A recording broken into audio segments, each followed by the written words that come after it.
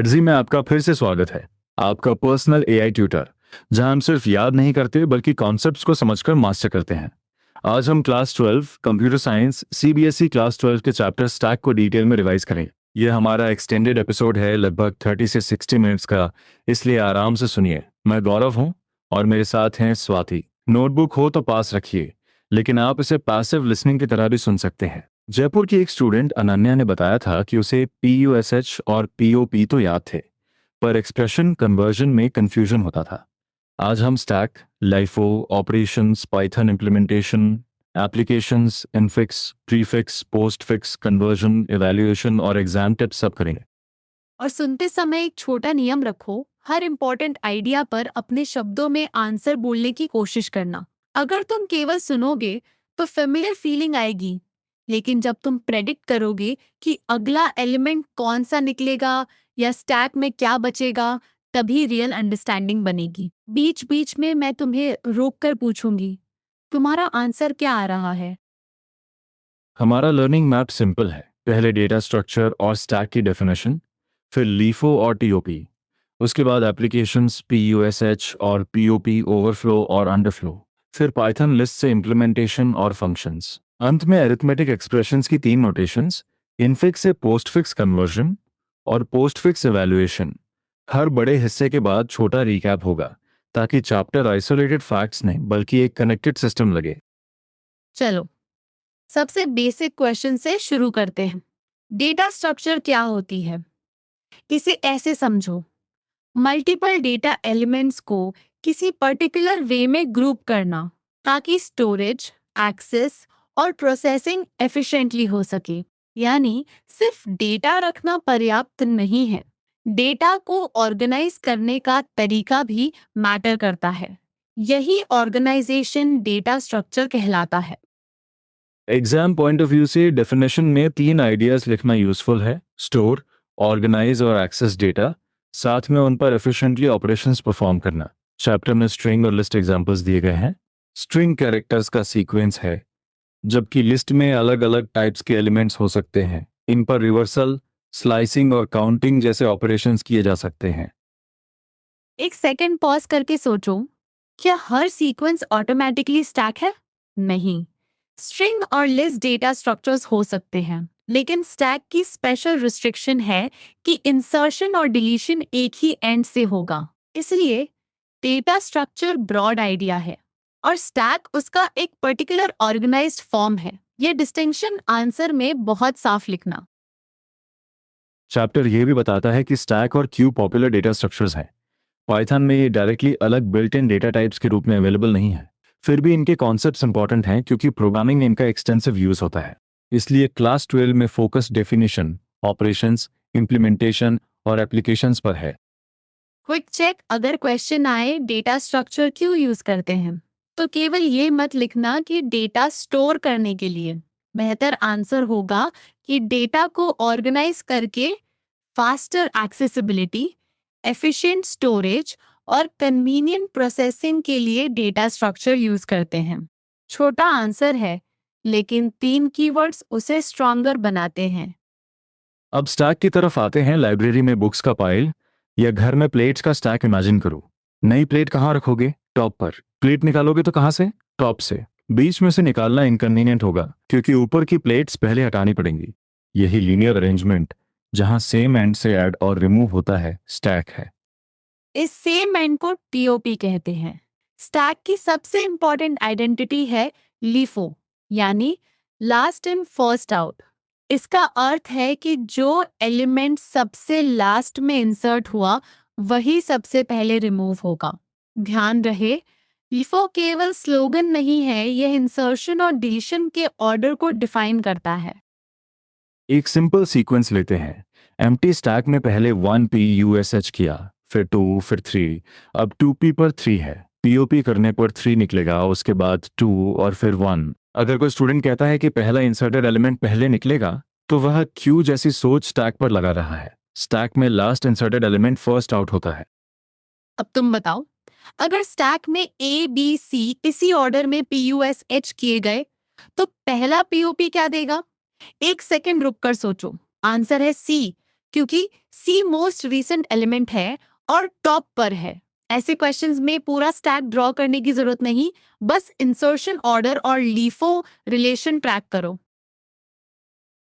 Stack को linear data structure भी कह सकते हैं, क्योंकि एलिमेंट्स एक सीक्वेंस या लीनियर ऑर्डर में ऑर्गेनाइज्ड होते हैं, लेकिन लीनियर होना अकेला सफिशिएंट नहीं है। स्टैक की डिफाइनिंग कंडीशन है one and insertion and deletion. Exam में अगर पूछा जाए कि स्टैक की विशेषता क्या है, तो टीओपी और लिफो दोनों मेंशन करना। चैप्टर कुछ थॉट प्रोवोकिंग क्वेश्चंस भी उठाता है। कंपाइलर या इंटरप्रेटर फंक्शन कॉल्स कैसे हैंडल करते होंगे? ऑपरेटिंग सिस्टम एप्लीकेशंस को मेमोरी कैसे एलोकेट करता होगा? सोर्स इन क्वेश्चंस को स्टैक की मोटिवेशन से जोड़ता है, लेकिन हमें अनसपोर्टेड इंटरनल डिटेल्स इन्वेंट नहीं करनी है। एग्जाम में इतना रिस्पॉन्सिबल कनेक्शन लिखना कि स्टैक प्रोग्रामिंग और मेमोरी रिलेटेड प्रोसेसिंग में एक्सटेंसिवली यूज्ड कॉन्सेप्ट है। अब तक हम फर्स्ट मेजर आइडिया कवर कर चुके हैं। डेटा स्ट्रक्चर डेटा को ऑर्गेनाइज करती है और स्टैक उसमें वन एंड एक्सेस वाला लीनियर अरेंजमेंट है, उसका एनटीओपी है और उसका रूल लाइफो है। अगर ये फाउंडेशन क्लियर है तो आगे के ऑपरेशंस और पाइथन फंक्शंस नेचुरली समझ आएंगे। स्टैक के रियल लाइफ एग्जाम्पल्स याद करने का बेस्ट तरीका लिस्ट रटना नहीं, पैटर्न पहचानना है। अलमीरा में क्लोथ्स का पाइल, वर्टिकली रखी चेयर्स, रिस्ट पर पहनी बैंगल्स और पैंट्री में बॉक्सेस का पाइल। इन सब में एक्सेस एक एंड से कन्वीनियंट होता है। ऊपर रखी या सबसे हाल में जोड़ी चीज पहले हटती है। प्रोग्रामिंग एप्लीकेशन में पहला एग्जाम्पल स्ट्रिंग रिवर्सल है। अगर स्ट्रिंग के कैरेक्टर्स को क्रम से स्टैक में PUSH करते जाएं तो पहला POP लास्ट कैरेक्टर देगा, फिर उससे पहले वाला कैरेक्टर, और ऐसे करते हुए रिवर्स ऑर्डर मिलेगा। इसलिए stack naturally last in first out होने के कारण रिवर्सल टास्क के लिए यूजफुल है। मान लो कैरेक्टर्स A, B और C स्टैक में इसी ऑर्डर में डाले। POP सीक्वेंस क्या होगा? C, फिर B, फिर A। यही छोटा एग्जाम्पल एग्जाम में स्ट्रिंग रिवर्स प्रोग्राम समझाने के लिए काम आता है। इंपॉर्टेंट बात यह है कि स्टैक कैरेक्टर को रिवर्स नहीं करता, वह एक्सेस ऑर्डर को रिवर्स कर देता है। दूसरा एप्लीकेशन टेक्स्ट या इमेज एडिटर का अंडू और रीडू है। जब हम एडिटिंग करते हैं, रीसेंट चेंजेस को ट्रैक करने के लिए स्टैक का आइडिया यूजफुल होता है। अंडू पर मोस्ट रीसेंट एडिटिंग पहले रिवर्स होती है। यहाँ फिर वही लिफो दिखाई देता है, latest change first handled. Web browsing वाला एग्जाम्पल भी बहुत इंट्यूटिव है। मान लो P1 से P2 और फिर P3 पर गए। अब बैक बटन एक बार दबाने पर P3 से P2 और दूसरी बार दबाने पर P1, यानी लास्ट विजिटेड पेज पहले वापस आती है। ब्राउजर हिस्ट्री को स्टैक के रूप में मेंटेन करने का यही लॉजिक चैप्टर में दिया गया है। चौथा प्रोग्रामिंग एप्लीकेशन पैरेंथेसिस मैचिंग है। अरिथमेटिक एक्सप्रेशन में हर ओपनिंग पैरेंथेसिस का कॉरेस्पॉन्डिंग क्लोजिंग पैरेंथेसिस होना चाहिए और नेस्टिंग प्रॉपर होनी चाहिए। स्टैक ओपनिंग पैरेंथेसिस को ट्रैक कर सकता है। क्लोजिंग पैरेंथेसिस आने पर टॉप ओपनिंग पैरेंथेसिस से मैचिंग चेक किया जाता है। मिसमैच हो तो कंपाइलर एरर दे सकता है। एक कॉमन कंफ्यूजन, क्या ब्राउजर हिस्ट्री या अंडो में केवल एक आइटम रखा जाता है? नहीं, स्टैक का मतलब मल्टीपल एलिमेंट्स का ऑर्डर्ड कलेक्शन है, लेकिन एक्सेस रिस्ट्रिक्शन एक एंड पर रहती है। इसलिए हिस्ट्री में कई पेजेस हो सकते हैं, फिर भी बैक ऑपरेशन लेटेस्ट पेज से शुरू होगा। यह लिफो का एप्लीकेशन है, कोई अलग रूल नहीं। एग्जाम पॉइंट, एप्लीकेशंस लिखते समय कम से कम एक रियल लाइफ और 2 प्रोग्रामिंग एग्जाम्पल्स एक्सप्लेन करना अच्छा रहेगा। केवल नेम्स की लिस्ट से बेहतर है कि हर एग्जाम्पल में लिफो कनेक्शन बताओ। जैसे स्ट्रिंग रिवर्सल में लास्ट कैरेक्टर फर्स्ट मिलता है, वेब हिस्ट्री में लास्ट विजिटेड पेज पहले वापस आता है और अंडो में रिसेंट एडिट पहले हैंडल होती है। छोटा रिकैप, स्टैक एप्लीकेशंस वहां दिखती हैं जहां लेटेस्ट आइटम को पहले एक्सेस करना यूजफुल है। स्ट्रिंग रिवर्सल, अंडू और रिडू, ब्राउजर बैक हिस्ट्री और पैरेंथेसिस मैचिंग को इसी लेंस से देखो। अब हम एब्स्ट्रैक्ट एग्जाम्पल से एक्चुअल ऑपरेशंस की तरफ बढ़ेंगे।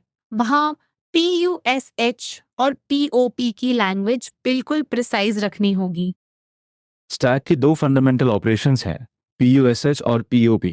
PUSH इंसर्शन ऑपरेशन है और ये न्यू एलिमेंट को टॉप पर ऐड करता है। POP डिलीशन ऑपरेशन है और ये टॉप का टॉप मोस्ट एलिमेंट रिमूव करता है। दोनों ऑपरेशन सेम एंड पर होते हैं, इसलिए स्टैक का लिफो बिहेवियर मेंटेन रहता है। मैं एक रैपिड चेक करती हूँ। PUSH में कौन सा एलिमेंट ऐड होता है और कहाँ? आंसर सोचकर बोलो। नया एलिमेंट टॉप पर। POP में कौन सा एलिमेंट रिमूव होता है? TOP का करंट एलिमेंट। अगर तुम मिडिल या बॉटम लिख रहे हो तो डेफिनेशन फिर से पढ़नी होगी। ये बेसिक डिस्टिंक्शन कोडिंग और डायग्राम्स दोनों में बार बार आएगा।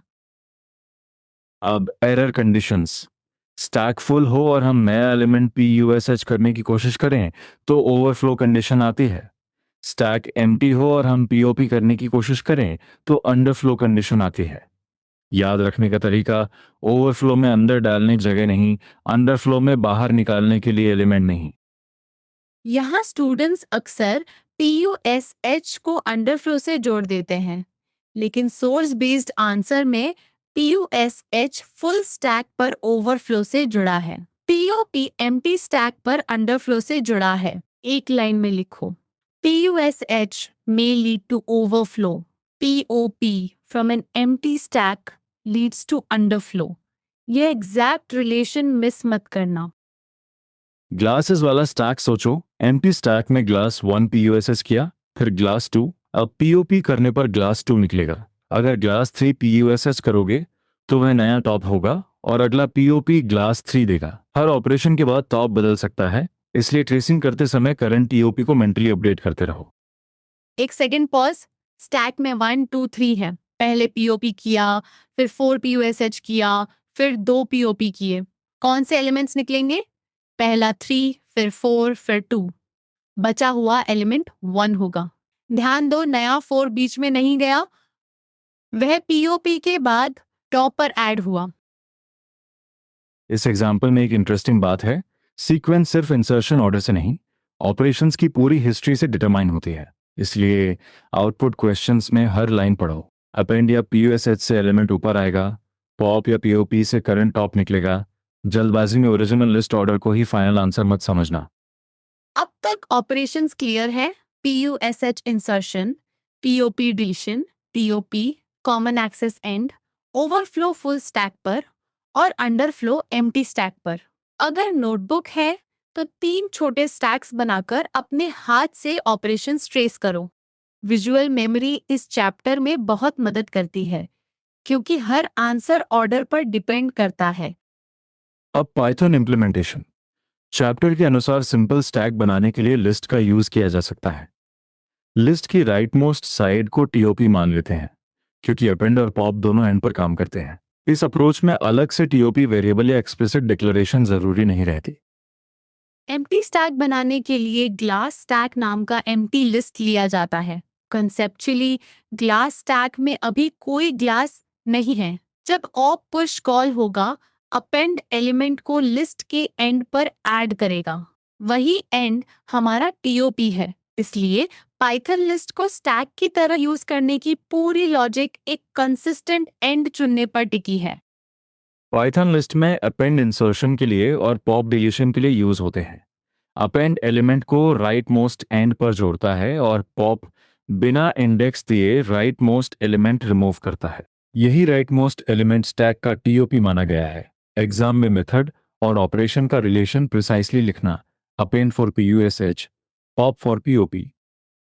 लेकिन एक सटल पॉइंट है, पाइथन लिस्ट का साइज फिक्स्ड नहीं है। इसलिए इस इम्प्लीमेंटेशन में स्टैक तब तक फुल नहीं होगा जब तक मेमोरी में स्पेस अवेलेबल है। इसका मतलब थियोरेटिकल ओवरफ्लो कॉन्सेप्ट गलत नहीं है, बस इस पर्टिकुलर पाइथन लिस्ट इम्प्लीमेंटेशन में सामान्य फिक्स्ड कैपेसिटी वाला ओवरफ्लो नॉर्मली फेस नहीं होता। यह डिस्टिंक्शन एग्जाम में अच्छे कॉन्सेप्चुअल आंसर की पहचान है। पहले जनरल स्टैक रूल बताओ कि फुल स्टैक पर PUSH ओवरफ्लो दे सकता है। फिर पाइथन लिस्ट इंप्लीमेंटेशन के लिए लिखो कि लिस्ट की फिक्स्ड लिमिट नहीं है, इसलिए मेमोरी अवेलेबल होने तक इंप्लीमेंटेड स्टैक फुल नहीं माना जाता। दो कॉन्टेक्स्ट को मिक्स मत करना। अगर तुम्हें किसी एग्जैक्ट कोडिंग डाउट में अटकना हो तो एडजी में उसे छोटे सोक्रेटिक क्वेश्चंस के साथ ब्रेक कर सकते हो। TOP के साइड पर है, एपेंड क्या करेगा और एम्प्टी कंडीशन कहाँ चेक होगी। इससे कोड रटने के बजाय एग्जीक्यूशन फ्लो समझ में आता है। अब हम फंक्शंस को 1 बाय 1 अनपैक करेंगे। पहला फंक्शन है इज एम्प्टी। इसका काम चेक करना है कि ग्लास स्टैक एम्प्टी है या नहीं। ये लेन ऑफ ग्लास स्टैक को 0 से कंपेयर करता है। अगर लेंथ 0 है तो ट्रू रिटर्न होगा, अदरवाइज फॉल्स। ये छोटा फंक्शन आगे टॉप और पॉप दोनों में सेफ्टी चेक का काम करता है। सोचो, इस एम्प्टी फंक्शन क्यों यूजफुल है? क्योंकि एम्प्टी स्टैक पर पॉप करना अंडरफ्लो दे सकता है। अगर ऑप पॉप पहले इस एम्प्टी चेक करे तो प्रोग्राम कंट्रोल तरीके से अंडरफ्लो प्रिंट कर सकता है और नन रिटर्न कर सकता है। यानी हेल्पर फंक्शन केवल फॉर्मल रिक्वायरमेंट नहीं, एरर हैंडलिंग का प्रैक्टिकल हिस्सा है। और पुश के दो पैरामीटर्स हैं, स्टैक का नाम और इंसर्ट किया जाने वाला एलिमेंट। फंक्शन अपेंड मेथड से एलिमेंट को लिस्ट के एंड पर जोड़ता है।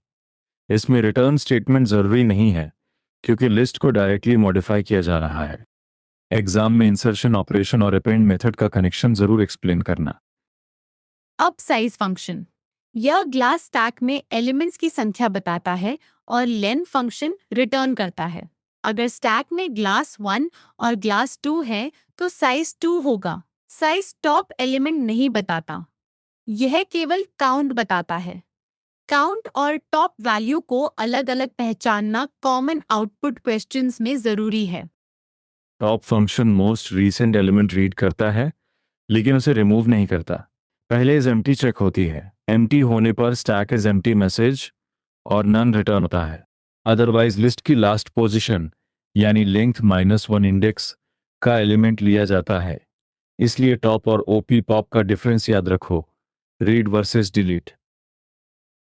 क्विक क्वेश्चन, अगर ग्लास स्टैक में GLA-SS1 और GLA-SS3 हैं तो टॉप कॉल क्या देगी? GLA-SS3। क्या इससे GLA-SS3 लिस्ट से हटेगा? नहीं। अगर आप पॉप कॉल करोगे तभी GLA-SS3 रिमूव होकर रिटर्न होगा। कई स्टूडेंट्स टॉप को पॉप समझ लेते हैं, इसलिए ये डिफरेंस अंडरलाइन करके लिखना। पॉप फंक्शन पहले इज एम्प्टी चेक करता है। एम्प्टी स्टैक होने पर अंडरफ्लो प्रिंट करके नन रिटर्न करता है। अगर स्टैक एम्प्टी नहीं है तो लिस्ट का पॉप मेथड कॉल होता है और remove top most element return होता है। इसलिए फंक्शन दो रिस्पॉन्सिबिलिटीज निभाता है, सेव डिलीशन और डिलीटेड वैल्यू को वापस देना। डिस्प्ले फंक्शन स्टैक के कंटेंट्स दिखाता है। यह लिस्ट की लेंथ लेकर इंडेक्स को लास्ट से 0 तक रिवर्स डायरेक्शन में ट्रेवर्स करता है। ऐसा इसलिए कि टॉप मोस्ट एलिमेंट पहले डिस्प्ले हो। अगर लिस्ट ऑर्डर नीचे से ऊपर है तो डिस्प्ले आउटपुट ऊपर से नीचे दिखाने के लिए रिवर्स ट्रेवर्सल करता है। प्रोग्राम फ्लो ट्रेस करते हैं। पहले GLA SS1PUSH, फिर GLA SS2PUSH साइज 2, फिर OP पॉप। इसलिए GLA SS2 रिमूव होगा। उसके बाद GLA SS3PUSH किया जाता है। अब टॉप GLA SS3 होगा और स्टैक में नीचे GLA SS1 होगा। डिस्प्ले टॉप से शुरू करके GLA SS3 और फिर GLA SS1 दिखाएगा।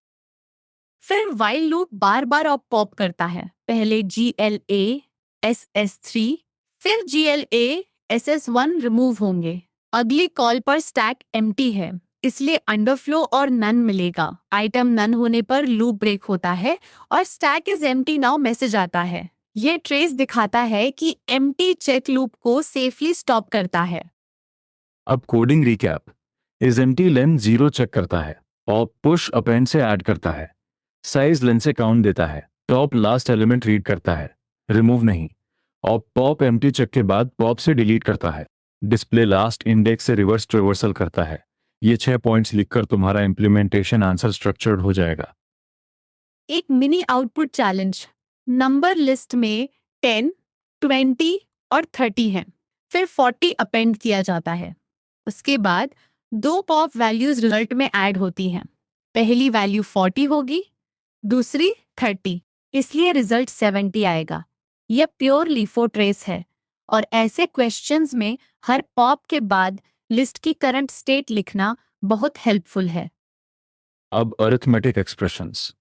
इनफिक्स नोटेशन में ऑपरेटर ऑपरेंड्स के बीच लिखा जा रहा है, जैसे x + y या x × y + z। Complex expressions में पैरेंथेसिस इवैल्यूएशन ऑर्डर बताते हैं और infix expressions BODMAS rule follow करते हैं। ह्यूमन रीडर्स के लिए इनफिक्स नेचुरल है क्योंकि हम इसी फॉर्म में सामान्यतः एक्सप्रेशंस लिखते हैं।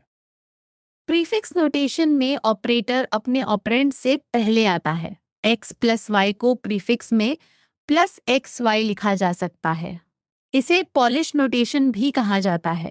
यहाँ ऑपरेटर की पोजीशन ही बताती है कि ऑपरेशन किस ऑपरेंड्स पर लगेगा, इसलिए पैरेंथेसिस की जरूरत कम हो जाती है। पोस्टफिक्स नोटेशन में ऑपरेटर ऑपरेंड्स के बाद आता है। x प्लस वाई को एक्स वाई प्लस लिखा जा सकता है। इसे रिवर्स पॉलिश नोटेशन कहते हैं। तीनों फॉर्म्स का वन लाइन कंपैरिजन याद रखो। इनफिक्स में बीच में, प्रीफिक्स में पहले, पोस्टफिक्स में बाद में। डेफिनेशन लिखते समय पोजीशन और एग्जाम्पल दोनों देना सेफेस्ट अप्रोच है। अब चेक करो, expression x multiply y plus z में ऑपरेटर्स कहाँ हैं? इनफिक्स, क्योंकि ऑपरेटर्स ऑपरेंड्स के बीच हैं। Expression plus z multiply x y prefix है, क्योंकि प्लस सबसे पहले है और मल्टीप्लिकेशन उसके बाद अपने ऑपरेंड से पहले है। एक्सप्रेशन एक्स वाई मल्टीप्लाई जी प्लस पोस्टफिक्स है, क्योंकि ऑपरेटर्स बाद में आए हैं। प्रीफिक्स और पोस्टफिक्स का एडवांटेज यह है कि ऑपरेटर्स ऑर्डर ऑफ इवैल्यूएशन के अनुसार पोजीशन्ड होते हैं। इसलिए प्रेसिडेंस समझने के लिए इनफिक्स की तरह हर बार बीओडीएमएस अप्लाई करने की जरूरत नहीं रहती। सोर्स के अनुसार प्रीफिक्स और पोस्टफिक्स एक्सप्रेशन को left to right single traversal से इवैल्यूएट किया जा सकता है, क्योंकि ऑर्डर पहले से इनकोडेड है। लेकिन एक बात क्लैरिफाई कर दूं, ये मत समझना कि इनफिक्स गलत नोटेशन है। प्रोग्रामिंग में इनफिक्स कॉमनली यूज्ड फॉर्म है। प्रॉब्लम यह है कि कंप्यूटर को प्रेसिडेंस और पेरेंथेसिस इंटरप्रेट करनी पड़ती हैं। प्रीफिक्स और पोस्टफिक्स उसी ऑर्डर को एक्सप्रेशन में पहले से अरेंज कर देते हैं। इसलिए चैप्टर कन्वर्जन और इवैल्यूएशन पर फोकस करता है। नोटेशन रिकैप: इनफिक्स में x प्लस वाई, प्रीफिक्स में प्लस एक्स वाई और पोस्टफिक्स में एक्स वाई प्लस। एग्जाम में लेबल्स उल्टे मत करना। प्रीफिक्स को पॉलिश और पोस्टफिक्स को रिवर्स पॉलिश भी कहा जाता है। अब हम देखेंगे कि स्टैक इनफिक्स एक्सप्रेशन को पोस्टफिक्स में कन्वर्ट करने में ऑपरेटर्स की प्रेसिडेंस कैसे मैनेज करता है। इनफिक्स से पोस्टफिक्स कन्वर्जन में दो चीजें ट्रैक होती हैं, ऑपरेटर्स और पैरेंथेसिस स्टैक में, और कन्वर्टेड पोस्टफिक्स एक्सप्रेशन एक स्ट्रिंग में। ऑपरेंड्स को सीधे पोस्टफिक्स स्ट्रिंग में अपेंड किया जाता है। यही एक की रूल है। कन्वर्जन के दौरान केवल ऑपरेटर्स और पैरेंथेसिस स्टैक में जाते हैं, ऑपरेंड्स नहीं। एल्गोरिदम की शुरुआत एम्प्टी पोस्ट एक्स स्ट्रिंग बनाने और इनफिक्स एक्सप्रेशन को इन एक्स में इनपुट लेने से होती है। फिर एक्सप्रेशन के प्रत्येक कैरेक्टर को लेफ्ट टू राइट प्रोसेस किया जाता है। कैरेक्टर ऑपरेंड हो तो पोस्ट एक्स में अपेंड, लेफ्ट पैरेंथेसिस हो तो स्टैक में PUSH। यहीं से कन्वर्जन का सिस्टमैटिक फ्लो शुरू होता है।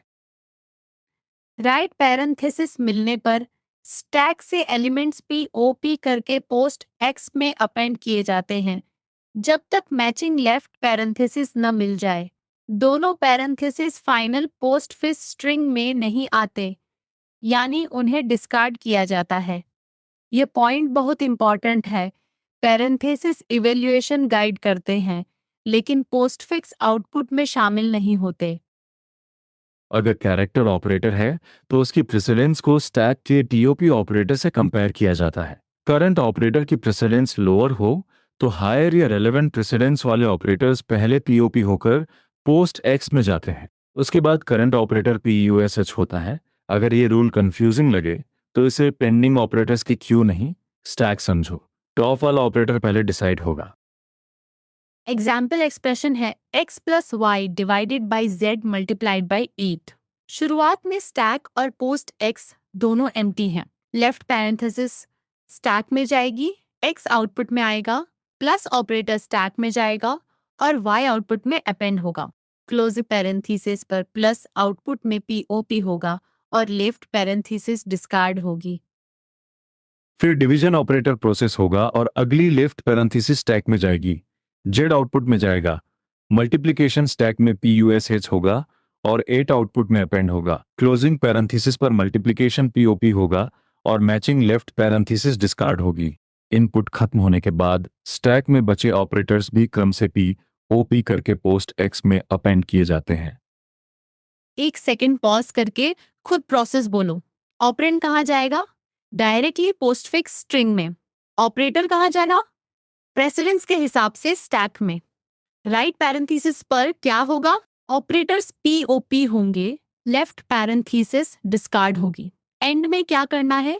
स्टैक एम्प्टी होने तक रिमेनिंग ऑपरेटर्स पीओपी करने हैं। यही एल्गोरिदम का स्केलेटन है। कॉमन मिस्टेक ये है कि स्टूडेंट्स ऑपरेंड्स को भी स्टैक में डाल देते हैं। कन्वर्जन में ऐसा नहीं है। स्टैक ऑपरेटर्स और पैरेंथेसिस ट्रैक करता है, जबकि ऑपरेंड्स आउटपुट स्ट्रिंग में जाते हैं। दूसरा मिस्टेक है क्लोजिंग पैरेंथेसिस को पोस्टफिक्स आउटपुट में लिख देना। तीसरा मिस्टेक है फाइनल रिमेनिंग ऑपरेटर्स को भूल जाना। इन 3 चेक्स से कन्वर्जन एरर्स कम होंगे। एग्जाम में कन्वर्जन क्वेश्चन आए तो केवल फाइनल पोस्टफिक्स एक्सप्रेशन न लिखो अगर question step by step status मांगता है। हर कैरेक्टर के बाद स्टैक और पोस्ट एक्स की स्थिति दिखाओ। इससे मेथड क्लियर होती है और पार्शियल मार्किंग का चांस भी बेहतर रहता है। आंसर नीट रखने के लिए 2 कॉलम स्टाइल नोटबुक में बना सकते हो। कन्वर्जन का फाइनल स्टेप है आउटपुट पोस्ट एक। इस पूरे प्रोसेस में स्टैक प्रेसिडेंस और नेस्टिंग संभालता है, इसलिए चैप्टर की सेंट्रल कनेक्शन याद रखो। स्टैक केवल डेटा स्टोर करने के लिए नहीं, एक्सप्रेशन प्रोसेसिंग में ऑर्डर मैनेज करने के लिए भी यूज होता है। अब हम कन्वर्टेड पोस्टफिक्स एक्सप्रेशन को इवैल्यूएट करेंगे। अब हम second major expression idea cover कर चुके हैं। इनफिक्स ह्यूमन फ्रेंडली है, पोस्टफिक्स प्रेसिडेंस को पोजीशन में एनकोड करता है और कन्वर्जन में ऑपरेटर्स तथा पैरेंथेसिस स्टैक में ट्रैक होते हैं। अब इवैल्यूएशन के समय रूल थोड़ा बदलेगा। इस बार स्टैक में ऑपरेंड्स PUSH होंगे और ऑपरेटर्स आने पर कैलकुलेशन होगी। पोस्टफिक्स इवैल्यूएशन एल्गोरिदम में एक्सप्रेशन को लेफ्ट टू राइट पढ़ते हैं। अगर कैरेक्टर ऑपरेंड है तो उसे स्टैक पर PUSH करते हैं। अगर ऑपरेटर है तो स्टैक से 2 एलिमेंट्स POP करते हैं, उन पर ऑपरेटर अप्लाई करते हैं और कंप्यूटेड रिजल्ट वापस स्टैक पर PUSH करते हैं। अंत में वैलिड एक्सप्रेशन में स्टैक पर सिंगल एलिमेंट बचना चाहिए। यहाँ कन्वर्जन से डिफरेंस ध्यान दो। इनफिक्स टू पोस्टफिक्स कन्वर्जन में केवल ऑपरेटर स्टैक पर PUSH होते हैं। पोस्टफिक्स इवैल्यूएशन में ऑपरेंड स्टैक पर PUSH होते हैं। दोनों जगह स्टैक है, लेकिन स्टैक में जाने वाली चीजें अलग हैं। यही कंपैरिजन कॉमनली टेस्टेड है, इसलिए इसे अपनी रिवीजन शीट में अलग बॉक्स में लिखना। सोर्स का एग्जांपल है postfix expression 7, 8, 2 multiply 4 divide plus. पहले 7, 8 और 2 ऑपरेंड स्टैक में PUSH होते हैं। मल्टीप्लाई आने पर 2 और 8 POP होकर 8 मल्टीप्लाइड बाय 2 का रिजल्ट 16 बनाते हैं और 16 वापस PUSH होता है। फिर 4 PUSH होता है। अब डिवाइड ऑपरेटर पर 4 और 16 प्रोसेस होंगे। रिजल्ट 4 आएगा और वह स्टैक पर वापस जाएगा। प्लस ऑपरेटर पर 4 और 7 प्रोसेस होंगी। फाइनल रिजल्ट 11 बनेगा। यहाँ ऑपरेंड ऑर्डर समझना जरूरी है। POP में पहला निकला एलिमेंट राइट ऑपरेंड और दूसरा निकला एलिमेंट लेफ्ट ऑपरेंड माना जाता है, खासकर सब्ट्रैक्शन और डिवीजन जैसे ऑपरेटर्स में। इसलिए पोस्टफिक्स इवैल्यूएशन में केवल नंबर्स देखकर कैलकुलेशन मत करो। हर स्टेप पर स्टैक की करंट स्टेट लिखो। ऑपरेंड मिले तो PUSH, ऑपरेटर मिले तो 2 POP ऑपरेशन, फिर रिजल्ट PUSH। अगर इनपुट खत्म होने पर एग्जैक्टली 1 एलिमेंट नहीं बचता तो एक्सप्रेशन इनवैलिड पोस्टफिक्स एक्सप्रेशन माना जाएगा। अब तुम्हारी turn. Postfix expression AB plus C multiply में पहले क्या होगा? A और B PUSH प्लस आने पर दोनों POP और A प्लस B का रिजल्ट PUSH फिर C PUSH और मल्टीप्लाई रिजल्ट के साथ अप्लाई होगा। Given A equals 3, B equals 5 और C इक्वल्स 1 हो तो आंसर 8 आएगा। एक important clarification, source evaluation algorithm binary operators assume करता है, इसलिए ऑपरेटर मिलने पर 2 एलिमेंट्स POP करने की बात है। अगर स्टैक में पर्याप्त ऑपरेंड्स न हो तो एक्सप्रेशन प्रॉपरली इवैल्यूएट नहीं होगा। फाइनल स्टैक में सिंगल एलिमेंट होना वैलिडिटी चेक है। एग्जाम आंसर में एल्गोरिदम के स्टेप्स इसी सीक्वेंस में लिखना। कॉमन मिस्टेक नंबर 1, ऑपरेंड को देखकर ऑपरेशन करना। नहीं, ऑपरेंड सिर्फ PUSH होगा। मिस्टेक नंबर 2, ऑपरेटर पर एक ही वैल्यू पीओपी करना। सोर्स एल्गोरिदम 2 एलिमेंट्स पीओपी कहता है। Mistake number 3, final stack check skip करना।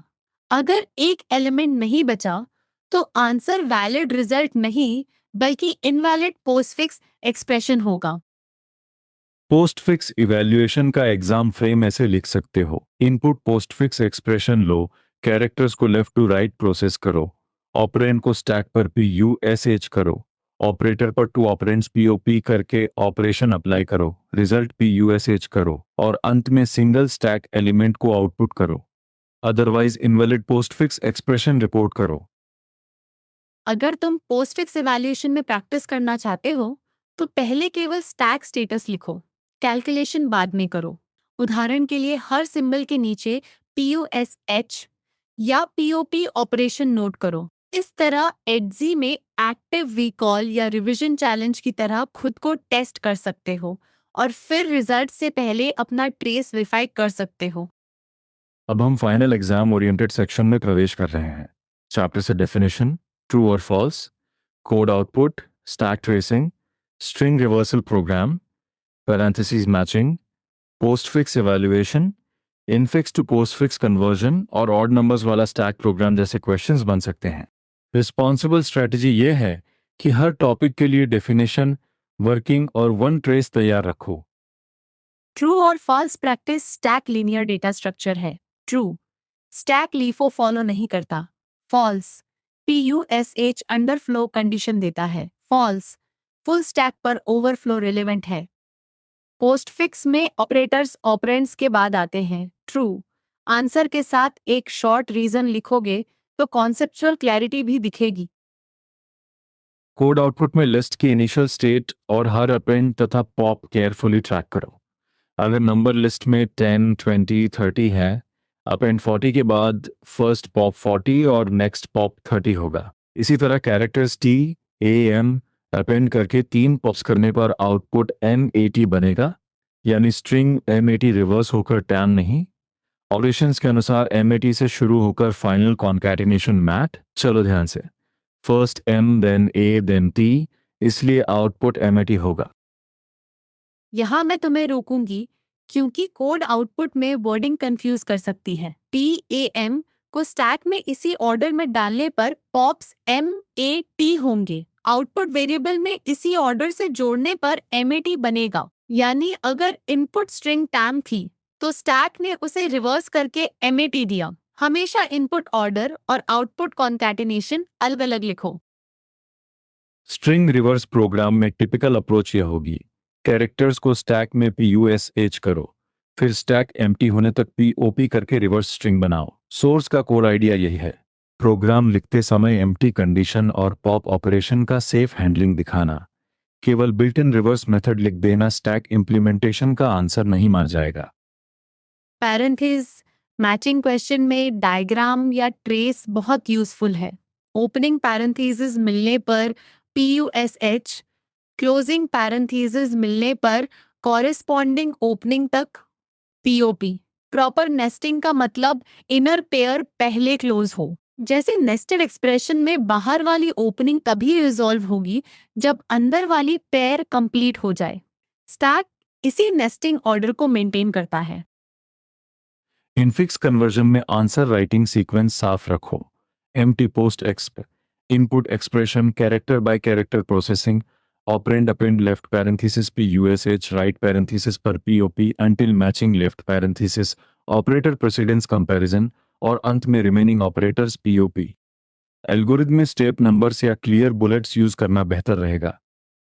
एक हाई वैल्यू कंपैरिजन कन्वर्जन के समय स्टैक ऑपरेटर्स और पैरेंथेसिस के लिए है, जबकि पोस्टफिक्स इवैल्यूएशन के समय ऑपरेंड्स के लिए। कन्वर्जन आउटपुट स्ट्रिंग बनाता है। इवैल्यूएशन न्यूमेरिक या ऑपरेंड रिजल्ट को स्टैक पर वापस रखता है। अगर क्वेश्चन में ये दोनों प्रोसेसेस कंपेयर करने को कहा जाए तो यही कॉन्ट्रास्ट आंसर का सेंट्रल पॉइंट होना चाहिए।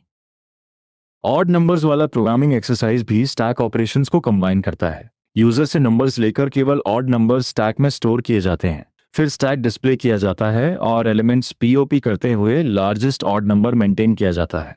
हिंट का लॉजिक है कि हर रिट्राइव्ड एलिमेंट को अब तक के लार्जेस्ट एलिमेंट से कंपेयर करते जाओ जब तक स्टैक एम्प्टी ना हो। यह एक्सरसाइज सिर्फ मैक्सिमम निकालने की नहीं, स्टैक ट्रैवर्सल समझने की भी है, क्योंकि पीओपी ऑर्डर इंसर्शन ऑर्डर से अलग होगा, फिर भी सभी stored odd elements eventually retrieve हो जाते हैं। स्टूडेंट को डिस्प्ले ऑर्डर और रिट्रीवल ऑर्डर के डिफरेंस पर ध्यान देना चाहिए। लार्जेस्ट वैल्यू ऑर्डर से नहीं, कंपैरिजन से मिलेगी। अब एक integrated challenge, a plus b minus c multiply d को पोस्टफिक्स में कन्वर्ट करते समय c मल्टीप्लाई डी पहले ग्रुप्ड होगा, क्योंकि मल्टीप्लिकेशन की प्रेसिडेंस हायर है। एग्जैक्ट ट्रेसिंग में ऑपरेटर स्टैक में रहेंगे और लोअर प्रेसिडेंस ऑपरेटर आने पर हायर प्रेसिडेंस ऑपरेटर आउटपुट में जा सकता है। हर स्टेप में ऑपरेंड डायरेक्ट आउटपुट और ऑपरेटर प्रेसिडेंस चेक याद रखो।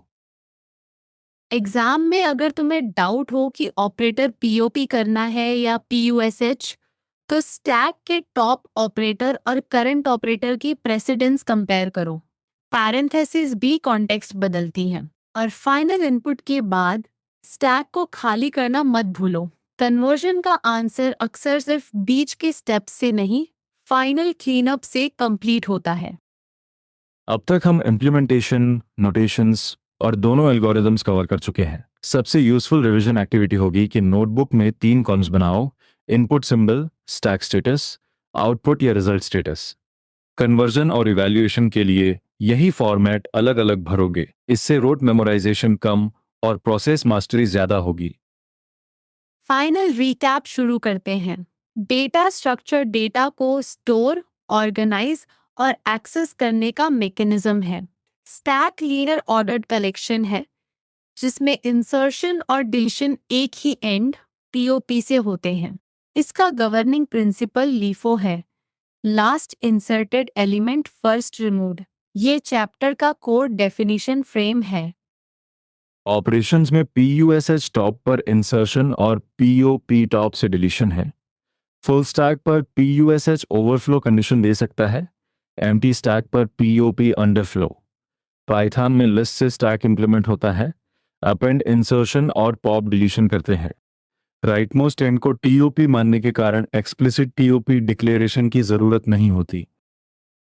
फंक्शंस भी एक बार बोलो, is empty check, op push append द्वारा इंसर्शन, साइज लेन द्वारा count, top most value read करता है, ऑप पॉप सेफ डिलीशन और डिलीटेड वैल्यू रिटर्न करता है, डिस्प्ले कंटेंट्स को टॉप से नीचे दिखाता है, टॉप एलिमेंट को रिमूव नहीं करता, जबकि ऑप पॉप करता है। यह है कॉमन मिस्टेक, दोबारा मत करना। अरिथमेटिक नोटेशन में इनफिक्स ऑपरेटर के बीच प्रीफिक्स ऑपरेटर से पहले और पोस्टफिक्स ऑपरेटर के बाद होता है। प्रीफिक्स को पॉलिश और पोस्टफिक्स को रिवर्स पॉलिश भी कहा जाता है। प्रीफिक्स और पोस्टफिक्स में ऑर्डर पहले से पोजीशन होता है, इसलिए लेफ्ट टू राइट ट्रैवर्सल से इवैल्यूएशन सरल होती है। कन्वर्जन में ऑपरेंड्स पोस्ट एक्स में अपेंड होते हैं। ऑपरेटर्स और पैरेंथेसिस स्टैक में ट्रैक होते हैं। राइट पैरेंथेसिस पर ऑपरेटर्स पीओपी होते हैं और पैरेंथेसिस डिस्कार्ड।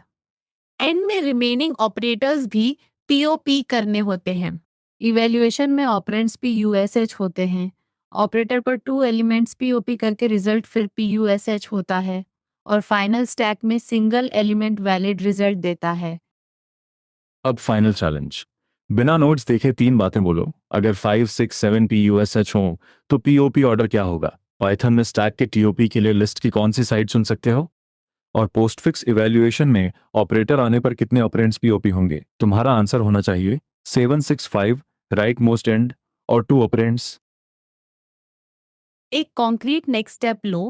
आज नोटबुक में एक स्टैक ट्रेस बनाओ। एक स्ट्रिंग रिवर्स का प्रोग्राम लिखो। एक इनफिक्स एक्सप्रेशन को स्टेप बाय स्टेप पोस्टफिक्स में कन्वर्ट करो और दिए गए पोस्टफिक्स एक्सप्रेशन को हर ऑपरेशन के स्टैक स्टेटस के साथ इवैल्यूएट करो।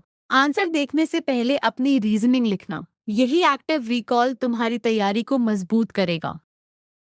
आज हमने स्टैक को सिर्फ डेफिनेशन की तरह नहीं, एक वर्किंग मेंटल मॉडल की तरह समझा। Same N T O P, LIFO operations, Python list, applications और एक्सप्रेशन प्रोसेसिंग।